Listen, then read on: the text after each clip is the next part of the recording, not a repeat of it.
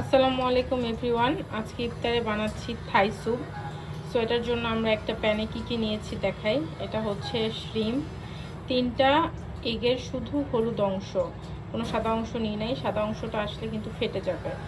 দেন এখানে boneless chicken, এখানে একটু স্কুইড নিয়েছি, এখানে নিয়েছি মাশরুম, রেড চিলি পাউডার, এটা হচ্ছে নর্মাল চিলি, এটা হচ্ছে Kashmiri chilli for the colour. এখানে হচ্ছে 2 কাপের মতো টমেটো সস, আর এখানে 1 কাপের মতো চিলি সস, আর 1 চামচ দিয়েছি সয়া সস, সল্ট আর হালকা একটু চিনি। এইটা এখন এই মিশ্রণটাকে আমরা খুব ভালোভাবে মিক্স করে ফেলবো। মিক্সিংটা অবশ্যই ভালোভাবে হতে হবে, না হলে স্যুপের টেক্সচারটা সুন্দর আসে। মিশ্রণটার মধ্যে এখন লেবুর রস দিতে হবে, এটা 2 চামচ পরিমাণ হিসাবে। এখানে আমি 1 লিটার পানির স্যুপ করছি, 1 লিটার। মেজারমেন্টটা বললাম, না হলে অনেক সময় দেখা যায় যে ঠিক হয় অথবা পাতলা হয়, কালার ভালো আসে না। 1 লিটার পানির মধ্যে এই যে স্যুপের সব ইনগ্রিডিয়েন্ট সহ এখন আমরা প্রথমে একটু বলক তুলে নিচ্ছি।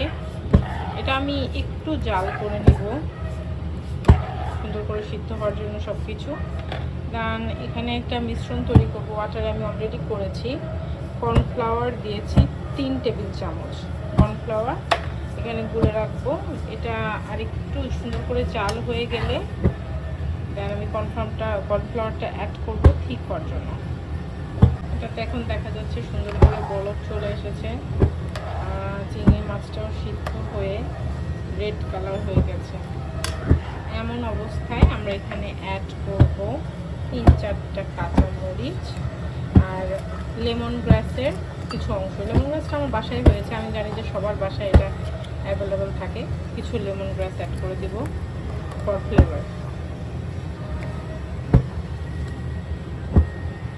কতক্ষণ খুব ভালো করে এগুলো সিদ্ধ হওয়ার পরে, যখন সব সিদ্ধ হয়েছে, আমরা এই যে কর্নফ্লাওয়ারটা অ্যাড করে দিচ্ছি for thickness. So here the perfect Thai soup. কনসিস্টেন্সিটাও দেখেন একদম পারফেক্ট।